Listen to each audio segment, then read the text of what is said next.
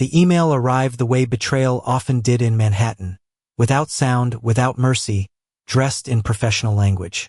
Ryan Mitchell stood in his kitchen, watching steam rise from Quinn's coffee mug, the morning light turning their apartment into something that looked almost holy. Her laptop chimed once, a single note, and on the screen a subject line blinked like a heartbeat. Engagement announcement. Final draft. For internal distribution. He told himself it was a mistake. A marketing blast. An event invite. Anything that didn't end with his name disappearing from his own life. But when he saw the sender, Harrison Pemberton's private address and the preview line, "The ring will be presented at the Beacon," his stomach tightened as if the city had shifted under him.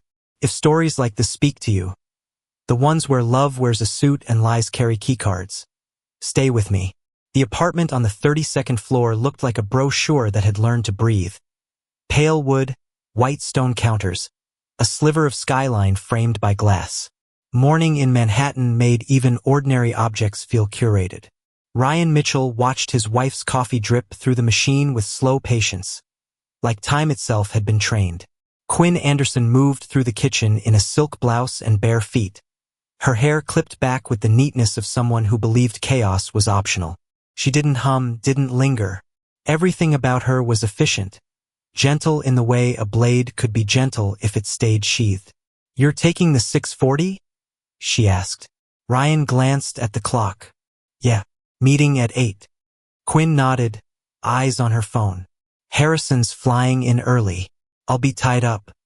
There was a casualness in the way she said his name, Harrison, as if it belonged in their marriage the way salt belonged in water. Ryan had heard it often enough in the past year. Founder. Visionary. The office spoke of Harrison Pemberton the way old families spoke of weather. Powerful, inevitable, never personal. Quinn's laptop chimed from the dining table. One note. A professional ping. She didn't turn. She didn't flinch. That was what Ryan noticed first. Not guilt, but training. Ryan told himself not to look. Marriage had its private codes. Trust, respect, the dignity of pretending you didn't need proof. But the sound had already tethered his attention to the screen, and the screen offered a sliver of truth the way a cracked door offered light. The subject line sat in bold, black letters. Engagement announcement, final draft, for internal distribution. Under it, a preview line appeared like a whisper. "The ring will be presented at the Beacon," timing to align with. Ryan's breath shifted. It wasn't dramatic. It was physical, a small malfunction. His hand, reaching for his own mug, paused midair. He felt the city outside sirens, trucks, the faint echo of other lives, and realized none of it cared what was happening in his kitchen. Quinn stepped closer, sliding her coffee into a travel tumbler. She reached past Ryan to close the laptop with a soft click that could have been affectionate. "Anything new today?" she asked, eyes on him now. Blue, clear, almost bored. Ryan stared at her face and tried to find the crack, the tell, the human stumble. But Quinn's expression held like polished marble. If she felt anything, she kept it behind the same wall she used at work.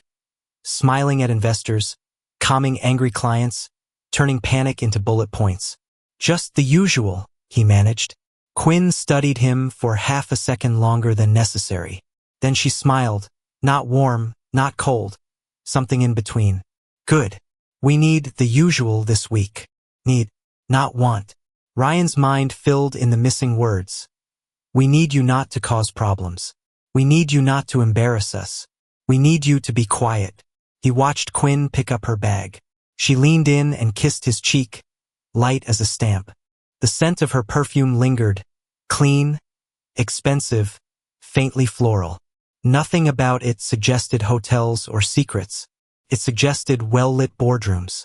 "I'll text you later," she said, already moving toward the door. "Quinn," Ryan called, and even the way he said her name felt like a plea he hadn't agreed to make. She turned, patient. "Yeah." He could have asked about the email. He could have demanded.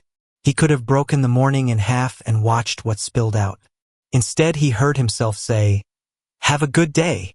Quinn's smile returned, precise. "You too." When she left, the apartment stayed bright, immaculate, quiet. Ryan stood alone with his untouched coffee and the echo of a subject line burning behind his eyes. Engagement announcement. Final draft. Internal distribution.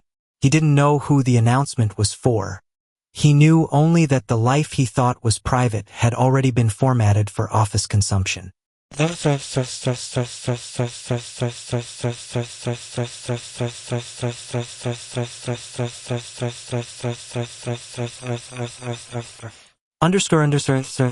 the Sterling building lobby smelled like citrus cleaner and quiet money. Men in dark suits passed like well-trained shadows. Women in heels moved with purpose, their badges swinging against tailored fabric. Pemberton Tech occupied the top floors, glass-walled offices, minimalist art, a view that made people believe they were winning. Ryan stepped off the elevator into a corridor lined with framed magazine covers featuring Harrison Pemberton's face. Disruption. The future. Genius. It was hard to work beneath a man who had turned himself into a brand without ever appearing thirsty. Ryan's inbox filled quickly. Calendar invites, product updates, investor briefing materials. Nothing said engagement. Nothing said Quinn. Yet the air felt slightly different, like the building had adjusted its temperature to accommodate gossip. Mark Stevens waved him over near the coffee station, lowering his voice before Ryan even reached him. "You hear anything?" Mark asked. Ryan forced his face into neutrality. "About what?" Mark's eyes flicked down the hallway toward the executive wing. "Come on. Something's going on." Monica's been scheduling culture check-ins like it's a flu season. Monica Walsh, HR, was the kind of woman who smiled with her whole mouth and none of her eyes. She did empathy like a skill set. Ryan swallowed. "Maybe it's the funding round." Mark smirked. "Everything is the funding round. This feels personal." Ryan's chest tightened. He wanted to ask what Mark had heard, but questions were a kind of confession. In offices like this, people didn't need proof, only permission to believe. As Ryan walked past the glass conference rooms, he saw Quinn through a pane of tinted glass. She stood beside Harrison Pemberton, holding a tablet, her posture angled toward him like a compass needle. Harrison's hand rested on the chair behind her for a moment, almost touching her shoulder, not quite. The distance was what made it worse. It wasn't passion. It was ownership practiced in daylight. Harrison laughed at something, head tipping back, the kind of laugh designed to be heard. Quinn smiled in response, smaller and controlled, like she knew where every camera was even when there were none. Ryan kept walking. At his desk, he tried to work. He answered messages with the same crisp tone he always used. He added comments in shared docs. He scheduled calls. He watched the clock. Around noon, Monica Walsh appeared at the edge of his cubicle, holding a tablet and a paper cup of tea as if she were offering comfort. "Ryan," she said warmly. "Quick pulse check." He looked up. "Is something wrong?" Monica's smile widened. "Nothing's wrong. We're just being proactive. You know how fast narratives move in this building." The word narratives landed like a threat wearing perfume. Monica continued, softer. "If you hear anything that makes you uncomfortable, anything that touches on you personally, I'd rather you talk to me before it becomes noise." Ryan stared at her. "Are you hearing something about me?" Monica's expression stayed kind. "I'm hearing that people are excited. That's all." Excited. The word for celebrations, promotions, engagements. Ryan's phone buzzed. A text from Quinn, busy. "Dinner might run late. Don't wait up." He didn't respond. He watched the executive corridor again. He watched the doors open and close. This wasn't a private betrayal. It was a workplace ecosystem adjusting itself, preparing to feed. That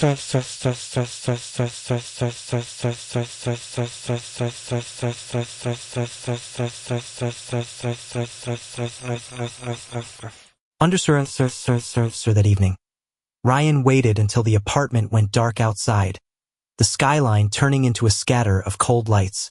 Quinn arrived after 10, heels in hand, hair looser than usual. She looked tired but not frazzled, like she'd been tired on purpose. "You ate?" she asked, setting her bag down with careful quiet. Ryan sat on the couch, the TV off. I waited. Quinn's eyes flicked to him, measuring. You didn't have to. I wanted to. She sighed, a small performance of exhaustion, and walked into the kitchen. Ryan watched her open the fridge, pull out a bottle of sparkling water. Not wine. Not comfort. Water like she needed clarity to keep lying. Quinn, he said again, and his voice sounded older than he remembered. She turned. What? He kept his tone even. Did you send an email this morning by mistake? A pause. She didn't deny immediately. She adjusted her expression first. What email? The one about an engagement announcement. Quinn stared at him as if he'd mentioned aliens. Then her face softened into something close to pity. Ryan, did you read my laptop? It was open, he said, though it wasn't a defense so much as a fact. Quinn's mouth tightened. That's not okay. The shift was clean. He was no longer a husband noticing something wrong. He was a man violating boundaries. I didn't go digging, he said. I saw the subject line. Quinn, who is getting engaged. Quinn walked closer, slow and steady, as if approaching an animal that might bite. You're stressed. Work's been intense. The funding round. Don't, Ryan said. The word came out sharper than he intended, and Quinn's eyes widened with something like satisfaction. There's the instability. I can use that. Quinn lowered her voice. There are internal drafts for everything. Announcements, events, hypotheticals. That's what comms does. You're not in comms, Ryan said. You're executive operations. Quinn's smile returned, thin. And executive operations touches everything. Ryan swallowed. Is Harrison engaged? Quinn blinked once. Why would you ask me that? Because his name was on the email. Quinn's gaze held steady. A lot of people email me. Ryan felt the room closing in. Not physically, emotionally. A marriage was supposed to be a place where truth could breathe. With Quinn, truth needed permission. He tried a different approach, softer. If there's something happening, I'd rather hear it from you than from the office. Quinn's face shifted. Something like annoyance, something like grief, quickly smoothed over. She sat beside him, close enough that her shoulder almost touched his. The gesture looked intimate, felt like strategy. Ryan, she said calm.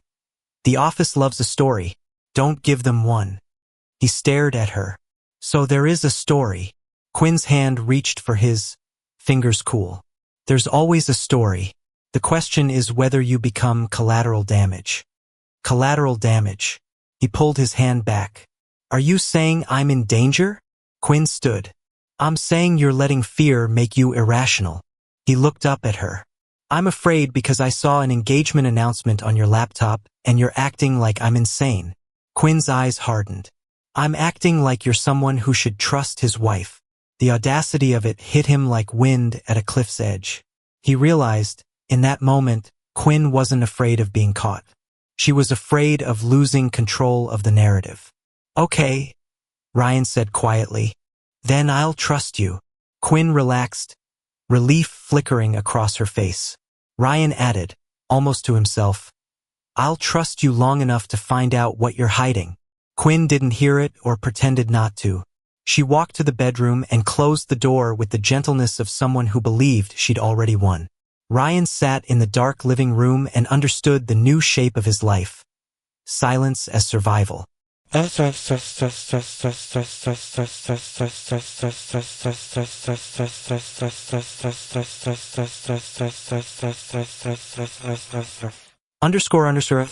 So the next email arrived at 2:13 a.m.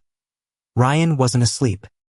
He lay on his back listening to Quinn's breathing beside him, steady, unbothered, wondering how someone could sleep so well while their marriage bled out. His phone buzzed on the nightstand. Unknown sender. No name, no signature. Just a subject line. You deserve to know before they laugh. Ryan's throat tightened. He sat up slowly, careful not to wake Quinn. The city outside was a field of lights. Inside, the bedroom felt like a sealed container for secrets. He opened the message. A PDF attachment titled, internal_announcement_final_V3. PDF below it. Archer Hotel, Suite 1213, Friday. Ryan's pulse turned loud in his ears. He clicked. The document loaded with corporate crispness. Pemberton Tech logo at the top, clean fonts, carefully spaced lines.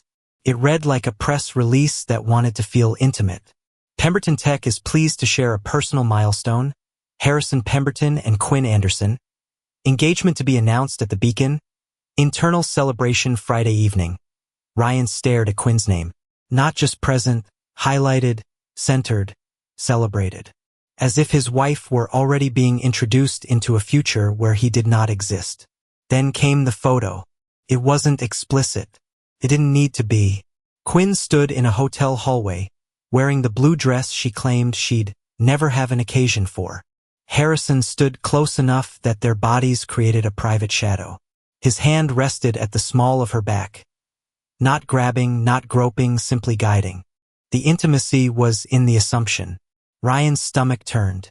He scrolled further. Another attachment. Talking points, managing narrative. Bullet points, strategies. Phrases designed to steer conversations. One line stood out. If questions arise regarding Quinn's current marital status, maintain privacy language. Emphasize amicable transition. Amicable transition. Like a merger. Like an acquisition. Like a man being removed from the org chart. Ryan closed the PDF and sat in the dark, staring at his own reflection in the phone screen. His face looked composed. His eyes looked like someone else's. He slipped out of bed and walked into the living room, the carpet swallowing his footsteps. On the dining table sat Quinn's work bag, slightly open. He could have searched it. He didn't. He wasn't ready to become the version of himself she could point to and call crazy. Instead, he opened his laptop and typed prenup infidelity non-disparagement enforceability New York. The search results felt clinical. Cold comfort.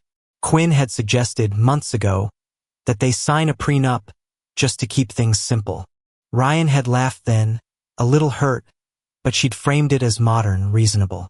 We're adults, she'd said. We protect what we build. He remembered signing it at their kitchen counter, both of them joking, her hand on his shoulder. He remembered the way she'd guided the pen into his fingers like she was helping him. Like she was guiding him now into disappearance. A floorboard creaked behind him. Ryan froze. Quinn stood in the hallway, silhouetted by the bedroom light. Her hair was messy. Her face looked soft, almost human. "What are you doing?" she asked. Ryan turned his laptop slightly, instinctively hiding the screen. Couldn't sleep. Quinn walked closer, eyes narrowing. "Did you get an email?" Ryan's heart sank.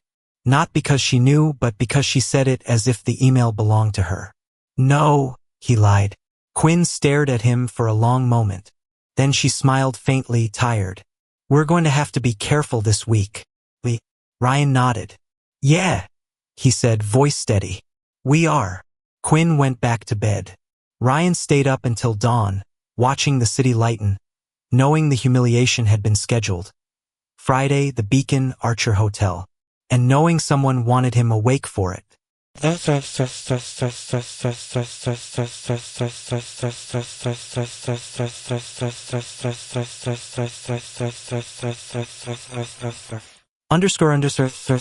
Sarah Chen's office smelled like old books and peppermint tea.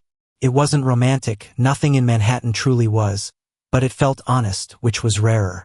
Ryan sat across from her, hands clasped, the prenup folder on his lap like a weight. "I'm not your divorce lawyer," Sarah said gently, "but I can read a contract." Ryan nodded. "I just need to know what I signed." Sarah flipped through the pages with quick precision. She didn't react dramatically. She didn't gasp. She read the way surgeons cut.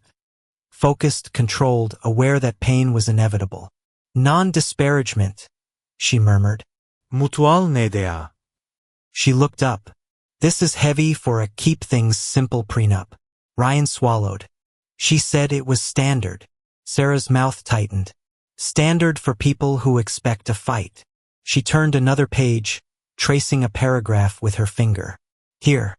If either party causes material reputational harm to the other, public allegations, workplace disruption, financial penalties apply. That's unusual. Ryan felt heat rise in his chest. So if I speak up, you can be framed as harming her reputation, Sarah finished.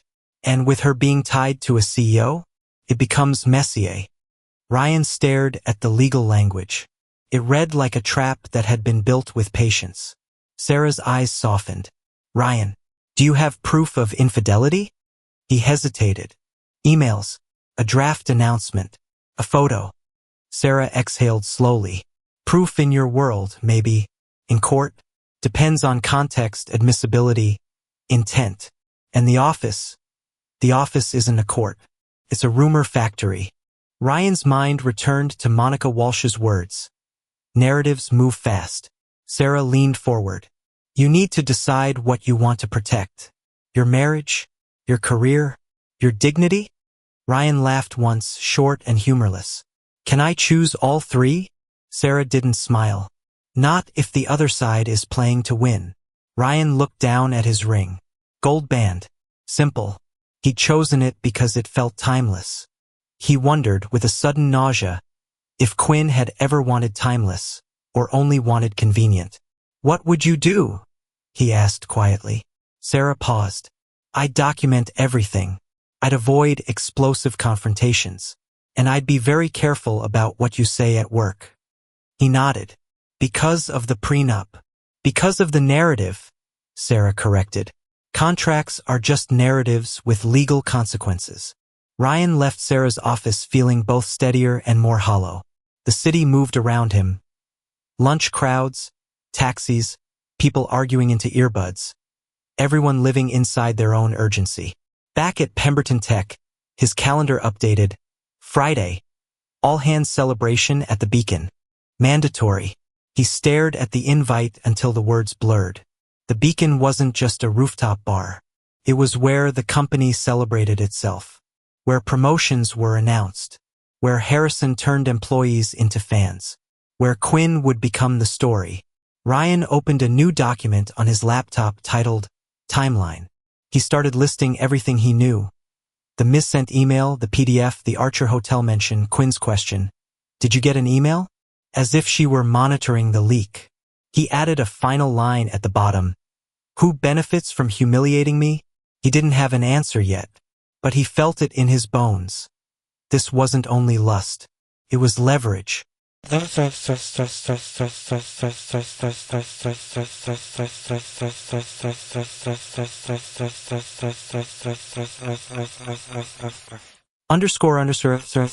Vanessa Drake called him at 7:08 p.m. As if she knew the exact hour his apartment would feel too quiet. Unknown number. Manhattan area code. Ryan hesitated, then answered. Hello? Ryan Mitchell, a woman's voice said. Smooth, unhurried. You don't know me, but your wife knows my ex-husband. Ryan's throat tightened. Who is this? Vanessa Drake. Pause, polite. Harrison's first headline. Before Quinn. Ryan sat down hard on the edge of the couch. He looked toward the bedroom door, half expecting Quinn to appear like a summoned spirit. What do you want? Ryan asked. Vanessa laughed softly, not amused, more like tired. Truth, and maybe balance. Ryan stayed silent. Vanessa continued. Harrison doesn't just cheat. He curates. He chooses women who photograph well, who sound competent in interviews, who can stand beside him and make investors believe he's stable. Ryan's hand clenched around the phone. Why tell me this now? Because you're about to do something desperate, Vanessa said, voice still calm. And desperate men are useful to him. Ryan swallowed. Are you the one sending me emails? Another small laugh. I don't do anonymous. Ido intentional. He hated how much he believed her. Vanessa's tone sharpened slightly. You think this is about love. It's not. The engagement is scheduled because something else is scheduled. Funding. A lawsuit. A leak. A board problem. Harrison uses romance like insulation. Keeps the heat off what matters. Ryan stared at the skyline through his window. So Quinn is what? A prop. Vanessa paused. Maybe. Or maybe she wanted to be the woman who never got replaced. The words landed like a warning. Ryan imagined Quinn, ambitious and tired, watching men like Harrison win with effortless arrogance. He imagined her wanting the kind of power that didn't require asking. Vanessa said, "Meet me tomorrow. Café Lumière. 8 a.m. You'll see I'm real. Then you can decide if you want to keep pretending you're safe." Ryan's pulse hammered. "Why would I meet you?" "Because you already know you're losing," Vanessa replied. "The only question is whether you lose quietly." The line went dead. Ryan sat in the dim apartment, the phone still against his ear. He felt a strange sensation. Relief, maybe, that someone had spoken plainly. Or fear, because plain truth meant the game was bigger than his marriage. That night, Quinn came home earlier than usual. She carried a small shopping bag, expensive paper, crisp handles. "I picked something up for Friday," she said, almost cheerful. Ryan stared at the bag. "For the all hands?" Quinn smiled. "It's a big night." He watched her pull out a dress, white, sleek, the kind of white that didn't suggest innocence but spotlight. She held it against her body and turned slightly, as if seeing herself from an audience's perspective. Ryan's mouth went dry. "You're wearing white." Quinn's eyes flicked to him, playful. "It's not a wedding dress." "Not yet," the silence added. Ryan forced a nod. "Looks good." Quinn studied him, searching for something. "You've been quiet," she said. Ryan kept his voice even. "Work." Quinn's smile softened. "After Friday, things will be easier." Ryan's stomach turned. Easier for whom? He watched her carry the dress into the bedroom like a promise. Like a threat. He stared at his phone and realized, with sudden clarity, that he had become a man in the middle of other people's plans.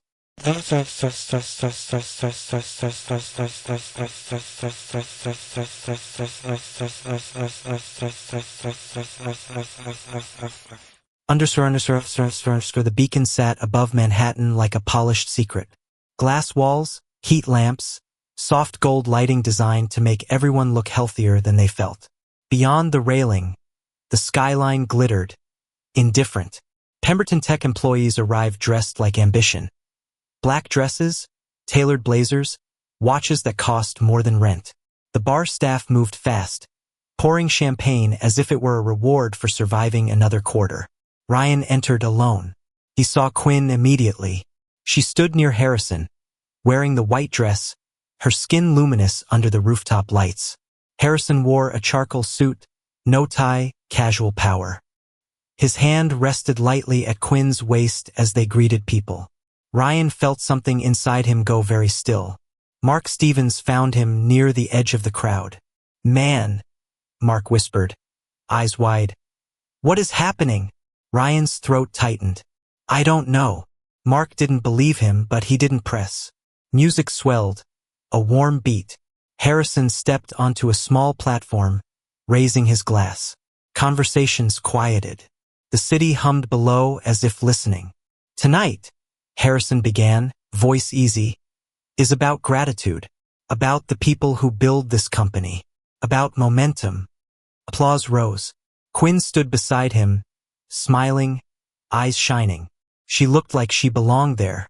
Ryan hated himself for noticing how natural she seemed in Harrison's orbit. Harrison continued. "And tonight is also personal."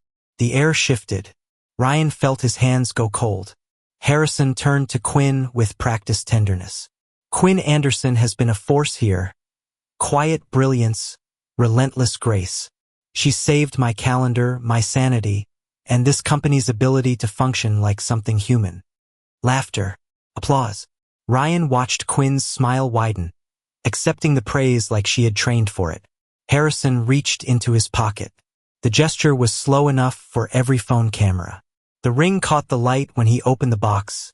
Diamond, sharp, expensive. The crowd inhaled in unison, as if witnessing something sacred. Quinn's hand rose to her mouth.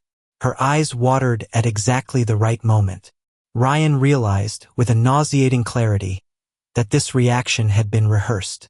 Harrison spoke softly, but microphones carried it. Marry me. Quinn nodded, trembling. Yes. The crowd exploded, cheers, whistles, clapping. People surged forward, phones raised. Champagne glasses clinked. Someone shouted, "Finally!" Ryan stood frozen at the edge of the celebration, the sound washing over him like ocean waves. He felt himself becoming less real with every cheer. Quinn turned, scanning faces, and her gaze landed on Ryan. For a fraction of a second, something passed between them, recognition, guilt, calculation. Then Quinn smiled at him, radiant, and lifted her left hand higher, displaying the ring. It was a gesture that could have been interpreted as kindness. But Ryan saw the truth in it, a public marking, a declaration of power. Harrison's arm tightened around Quinn's waist. He looked toward Ryan with a smile that was almost friendly.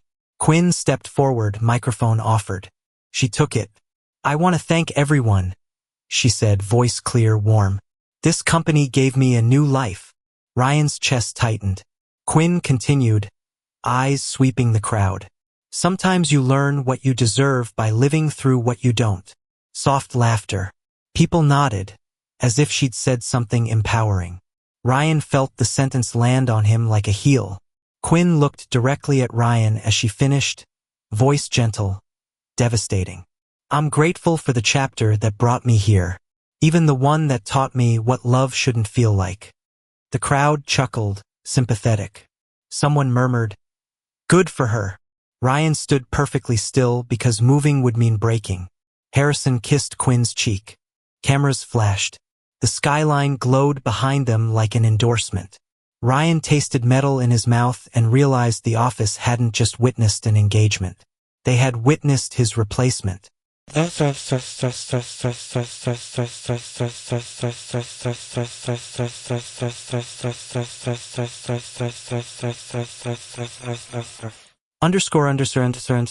Monday morning. The Sterling building felt colder. Ryan walked in and felt eyes on him. Quick glances, delayed smiles. People who had clapped on the rooftop now performed empathy like it was part of company culture. In the elevator, 2 junior employees fell silent when he entered. One looked down at her phone too quickly. Ryan's badge scanned. The green light blinked. Access granted. For now. Monica Walsh messaged him at 9:12 a.m. "Can you stop by HR? Quick check-in." The phrase quick check-in made his stomach tighten. Nothing in HR was quick. Everything was documented. Monica's office was bright, intentionally calming. A small plant. A framed quote about resilience. The furniture arranged to make you feel like you were choosing vulnerability rather than being cornered into it. Monica smiled when he entered. "Ryan, thank you for coming." Saturday, what is this about?" Monica folded her hands. "I want to make sure you're okay." "I'm fine," Ryan said. Monica's smile didn't change. "There have been concerns." Ryan stared at her. "Concerns about what?" Monica glanced at her tablet, as if reluctant to read something ugly aloud. "About your emotional state. About how you've been reacting in meetings. About possible fixation." Ryan's throat tightened. Fixation on what? Monica's eyes lifted to his, sympathetic in a way that felt rehearsed. "On Quinn and Harrison." Ryan felt heat flood his face. "I'm her husband." Monica nodded slowly, as if acknowledging a difficult truth. "I know, and I'm sorry. This is personal and complicated." Ryan leaned forward. "Who reported these concerns?" Monica's expression softened further. "I can't disclose that." Of course she couldn't. The office loved anonymity when it harmed someone. Monica continued, "We need to maintain a safe, productive workplace." Ryan laughed once, bitter. "So the safe workplace is my wife getting engaged to my boss in front of everyone?" Monica's eyes flicked down. "The all-hands event was voluntary." "It was mandatory," Ryan snapped. Monica's voice stayed calm. "Ryan, this is exactly what I mean. I'm hearing a lot of intensity." Intensity, the new word for pain. Ryan forced his breathing slower. He could feel the trap. If he got angry, he proved their point. If he stayed quiet, he disappeared. Monica slid a paper across the desk. We'd like you to take a few days of personal leave, just to reset. No penalty. Ryan stared at the paper. Leave. Polite exile. No, he said quietly. Monica's smile tightened. Ryan, I'm not the one who needs a reset, he said. His voice shook, but he kept it low. I'm not leaving my job because other people decided my humiliation is inconvenient. Monica's eyes hardened slightly, the warmth draining away. Then I need you to sign an acknowledgement that you understand our expectations regarding professionalism. Ryan stared at the line where his signature would go. He thought of the prenup, material reputational harm, workplace disruption. He could feel legal language tightening around his throat like a tie he hadn't chosen. He didn't sign. I understand expectations, he said. I also understand narratives. Monica blinked. Ryan, he stood. Tell Harrison I'll keep it professional. Monica's face stayed composed. I'm not here on Harrison's behalf. But Ryan saw, in the stillness of her eyes, that she was. He left HR and walked back to his desk. Mark Stevens watched him from across the floor, worry carved into his brow. What did they want? Mark asked quietly. Ryan opened his laptop, hands steady through effort. To make sure I'm the villain, he said. Mark swallowed. Ryan, be careful. Ryan looked at the office around him. The glass walls, the quiet conversations, the way people pretended not to stare. He realized the company had already chosen its hero. Now it only needed a monster.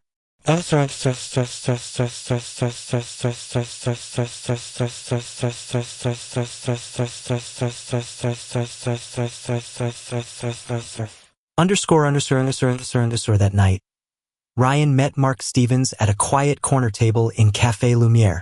The cafe smelled like butter and espresso, like something old world trying to survive in a city built for reinvention. Mark arrived late, shoulders hunched, eyes darting like he expected cameras. Monica's been asking around, Mark said, sliding into the seat. Not directly, but, how's Ryan doing? Does he seem okay? Ryan stared into his coffee. They're building a file. Mark nodded. Yeah. Ryan pulled out his phone and showed Mark the anonymous emails, the attachments, the Archer Hotel mention. Mark's face went pale as he read. Jesus, Mark whispered. This is coordinated. Ryan watched him. Can you help me trace it? Mark hesitated. I'm not IT. I know, Ryan said. But you're the only person I trust in that building. The words sounded pathetic even to him. Trust had become a scarce resource. Mark swallowed, then nodded. I know someone in internal comms. Not Harrison's inner circle, but Ryan leaned in. We don't need the full chain. We just need to know if these drafts came from inside. Mark looked away. They did, he said softly. I saw the engagement announcement template in a shared folder last week. I thought it was hypothetical. Ryan's stomach clenched. So the office was preparing before I even knew. Mark nodded, shame on his face. People talk. They call it inevitable. Like you're already a past tense. Ryan closed his eyes briefly. Past tense. A man erased by grammar. Mark continued, voice lower. There's something else. Ryan opened his eyes. What? Mark's hands trembled slightly as he pulled out his own phone and opened a screenshot. An internal thread, likely Slack or Teams, blurred names but readable enough. If Ryan pushes back, remind him of the morality clause. Make it about workplace safety. Keep Harrison clean. Ryan felt his blood go cold. Morality clause, he murmured. That's prenup language. Mark nodded. How would the company know what's in your prenup? Ryan stared at the screenshot, heart pounding. Quinn had signed the prenup too. Quinn had access. Quinn had likely given them the weapon. Ryan's phone buzzed with a text from Quinn. We need to talk. Tonight. No excuses. He stared at her message. For once, there was no softness in it, no attempt at normal. Mark watched him. Is that her? Ryan nodded. Mark's voice dropped. Ryan, whatever you do, don't explode. They want you to. Ryan's jaw tightened. I'm not going to give them that. But inside, he felt something shifting. Anger hardening into something more dangerous. Resolve. He left the cafe and walked home through streets that smelled like rain and exhaust.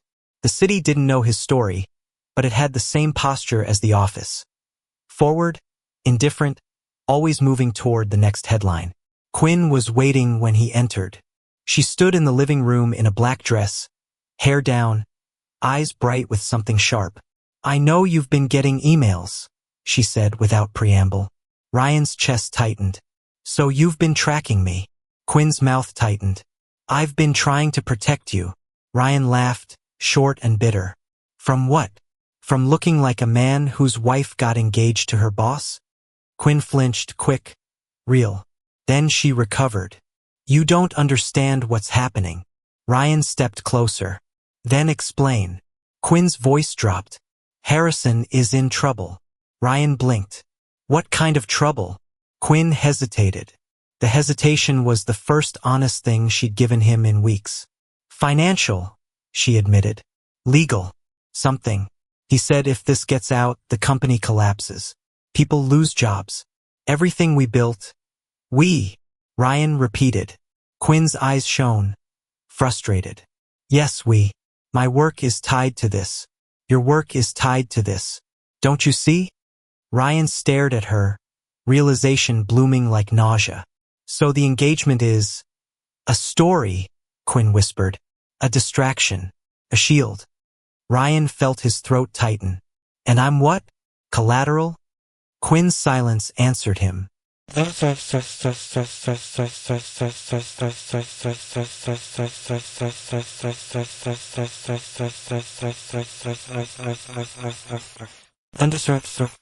Sir Quinn sat on the edge of the couch as if she were preparing for an interview. Ryan stood, refusing to sit, refusing to be passive. You agreed to this, Ryan said. You agreed to humiliate me. Quinn's eyes flashed. I didn't agree to humiliate you. You stood on a rooftop and told an office full of people that you learned what love shouldn't feel like. Ryan said, voice low. You looked at me when you said it. Quinn's throat worked. I had to say something. You didn't have to say that. Quinn looked away, and for the first time her composure cracked into something raw. Do you think I wanted any of this? She snapped. Do you think I woke up one day and decided to become this? Ryan's voice turned quiet. Then why did you? Quinn's shoulders sagged. Because Harrison told me the board was circling, she whispered. Because there was an audit. Because he said someone was leaking internal numbers to a journalist. He said if the wrong narrative took hold, everything would implode. Ryan stared. So you slept with him to save the company? Quinn flinched at the bluntness. It wasn't like that. Then tell me what it was like. Quinn's eyes filled with tears that made her look younger, more human. It started as proximity, she said. Late nights, pressure. Him asking me if I was happy. Him telling me I was wasted behind other people's plans. She laughed once, bitter. He made it sound like I could choose myself. Ryan's chest tightened. And you chose him. Quinn's voice dropped. I chose escape. Ryan felt the words like a knife pressed into an old bruise. And I was what? The cage? Quinn's eyes lifted to his. Ryan, our marriage wasn't. Don't, he said sharply. Don't rewrite us like a press release. Quinn wiped her face, breathing hard. The engagement wasn't real, she admitted suddenly. Ryan froze. What? Quinn's voice shook. The ring, the speech, the rooftop. It was a narrative. Harrison said if the company saw him as stable, engaged, committed, it would calm the investors. By time. He said it would protect everyone. Ryan stared, mind racing. So he proposed to you as Pierre. Quinn nodded, ashamed. Yes. Ryan's laugh was hollow. And you said yes. Quinn's eyes hardened through tears. Because I didn't see another way. Ryan's stomach turned. And what about me? Quinn swallowed. Harrison said you'd be taken care of. Ryan's voice went flat. Taken care of. Quinn flinched. He said you'd get a package if you left quietly. That it would be amicable. Ryan saw it then, the bullet point from the talking points. Amicable transition. He felt rage rise, clean and cold. So I was supposed to resign, he said. Sign whatever they gave me and disappear. Quinn whispered. I tried to keep it from being cruel. Ryan stepped closer. You handed them my prenup. Quinn's face tightened. She didn't deny. Ryan's hands shook. You gave them the clause they used to threaten me. Quinn's voice broke. I thought it would keep you from doing something that would ruin you. Ryan stared at her, stunned by the warped logic. You thought silencing me was protection. Quinn stood, trembling. Ryan, please. If you go public, Harrison will destroy you. He'll destroy me. He'll destroy everyone. Ryan's eyes narrowed. And if I don't? Quinn's silence lasted a beat too long. Then, he'll destroy you anyway, she whispered. Just quietly. Ryan felt the room tilt. There was no safe option. Only different kinds of loss. He looked at Quinn. His wife, crying, complicit, terrified, and realized love wasn't enough when power was involved. Love didn't rewrite contracts. Love didn't stop PR teams. Ryan's voice was steady when he said, When is the next event? Quinn blinked. What? Ryan's gaze sharpened. The Archer Hotel. Suite 1213. Friday. What's happening there? Quinn's breath caught. You can't go. Ryan nodded slowly. Then I have to.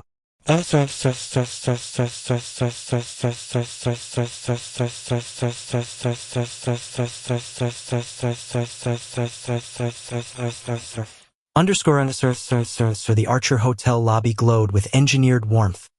Gold light, marble floors, soft music designed to suggest intimacy, while cameras captured everything.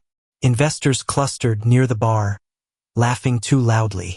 PR staff floated like ghosts, checking phones, adjusting angles, making sure the story looked effortless.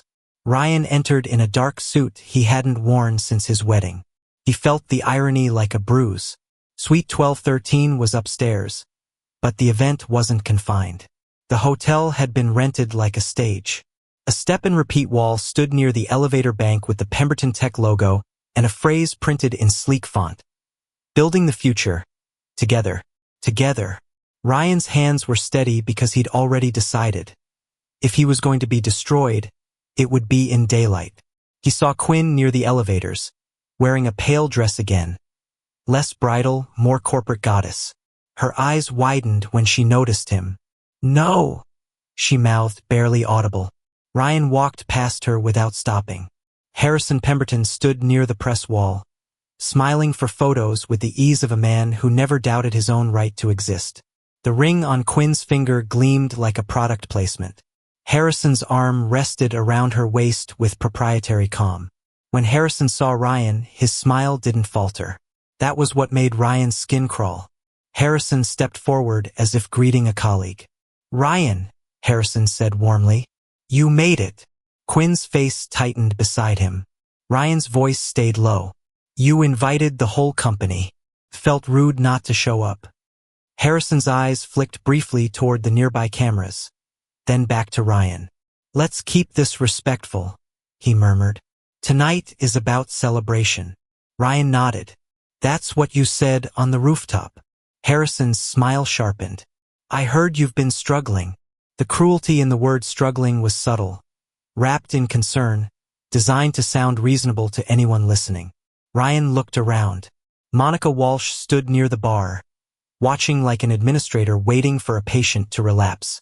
Mark Stevens hovered near the edge of the crowd, pale and tense. PR staff held clipboards like shields. Ryan pulled his phone from his pocket. Quinn's breath caught. Ryan, please. Harrison's voice remained calm. Do you want to do this here? Ryan stepped closer, just enough that only Harrison and Quinn could hear. You staged an engagement to hide a leak, Ryan said. You used my marriage like insulation, and you planted a file on me. Harrison's eyes stayed bright. Allegations, he said softly. Unstable ones. Ryan nodded once. That's the word you like. unstable, makes everything easy. He turned slightly, lifting his phone, not as a weapon but as a mirror. He tapped and projected the screen to a nearby display that had been looping company highlights. Mark had helped him find the connection code. A small, desperate gift. The slideshow flickered. The room's music continued for half a second, then stuttered. On the screen appeared the internal PDF. Engagement announcement. Final draft. Then, talking points, managing narrative. Then, a spreadsheet screenshot, numbers, transfers, a line item labeled like a romance initiative, but carrying dollar amounts that didn't belong in love. A hush spread like smoke. Harrison's smile froze, finally human. Quinn stared at the screen, face draining of color. Ryan's voice rose, not shouting, just clear. This engagement was a cover, he said. Not for love. For fraud. For whatever you're hiding. Someone gasped. A camera flash popped. Another. Harrison stepped forward quickly, hand reaching for Ryan's phone. Turn that off. Ryan moved back. No. Harrison's voice dropped. Sharp. You have no idea what you're doing. Ryan met his eyes. I know exactly what I'm doing. I'm refusing to disappear quietly. Quinn's lips trembled. Ryan looked at her then, really looked. You helped them, he said, voice raw. You stood beside him and made me the joke. Quinn's tears spilled. I thought I was saving us, she whispered. Saving what? Ryan asked. A company? A narrative? Because you didn't save me. The room erupted into murmurs. Investors whispered to each other, faces tight. Monica moved toward Harrison, phone already out. PR staff began to herd people away from the screen, but it was too late. Phones were up, recording, uploading. Vanessa Drake appeared near the back of the crowd like she had been summoned by truth. She watched Harrison with a small, knowing smile, then looked at Ryan with something like pity. Harrison leaned close to Ryan, voice venomous. You just burned your own life down. Ryan's eyes stung, but his voice stayed steady. You lit it first. Sirens sounded outside, maybe security, maybe police, maybe just the city's constant soundtrack. The lobby's warm lighting suddenly felt cruel, highlighting every crack in every face. Harrison's empire didn't collapse in one dramatic fall. Cracked, publicly, slowly, irreversibly. And Ryan stood in the middle of the wreckage, breathing, still standing.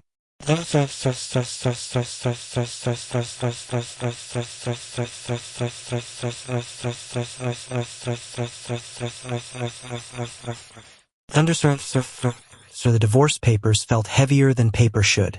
Ryan sat in Sarah Chen's office again, but the room looked different now, as if truth had changed the lighting. Outside, Manhattan moved on.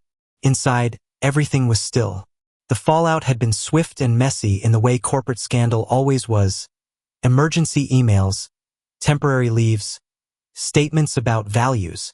Harrison Pemberton hadn't been arrested. Not yet. But his face had vanished from the company website overnight, scrubbed like a mistake. Pemberton Tech's board issued apologies that sounded like templates. Ryan's name had trended briefly on office group chats, then faded into newer drama. People didn't hold grief long in the city. It interrupted productivity. Sarah placed a pen beside the papers. You don't have to rush, she said gently. Ryan stared at the signature line. His hand trembled slightly, not from doubt, but from the finality of it. He remembered signing the prenup at the kitchen counter, Quinn guiding the pen like she was helping him build a future. Now he would sign something that admitted the future had been sold. A knock came at the door. Sarah looked up. We're not expecting. I asked her to come, Ryan said quietly. Sarah hesitated, then nodded and opened the door. Quinn stepped inside. She looked smaller without the rooftop lighting, without Harrison's arm, without the office's applause. Her hair was pulled back, no jewelry except the engagement ring, which she wasn't wearing.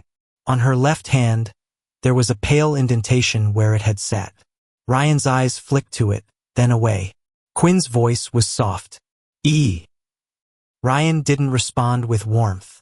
He simply nodded, acknowledging her existence the way people acknowledged storms after they passed. Quinn sat across from him, hands folded tightly. I'm not here to fight, she said. Ryan's mouth tightened. You've never fought. You've managed. Quinn flinched. I deserve that. Silence filled the room. Sarah remained seated to the side, present like a boundary. Quinn's eyes shone. I didn't know how far it would go, she whispered. The narrative, the HR file, the way they talked about you like you were a risk. Ryan's voice was flat. You gave them the prenup. Quinn nodded, shame breaking across her face. I did, because I thought if you couldn't speak, you couldn't get hurt. Ryan stared at her. You silenced me so you could keep pretending you had control. Quinn's breath shook. I thought I was choosing survival. Ryan's gaze sharpened. And you chose it over me. Quinn's tears spilled. Quiet. I did, she admitted. And it cost me everything. Ryan looked at her then, really looked, at the rawness she couldn't polish, at the fear she couldn't format. He felt something ache inside him, not love exactly, but mourning for the marriage he'd believed in, mourning for the version of Quinn he'd invented. I didn't come to punish you, Ryan said softly. I came to stop being used. Quinn swallowed. Is there anything left to save? Ryan glanced down at the papers. The ink waited like a verdict. There's something to learn, he said. But there's nothing to return to. He picked up the pen. Quinn's voice cracked. Ryan, he signed. The motion was simple. The result was not. A tear fell. His or hers, he couldn't tell at first. Landing on the paper and blooming into a dark stain that looked almost like a bruise. Ryan set the pen down and finally met Quinn's eyes.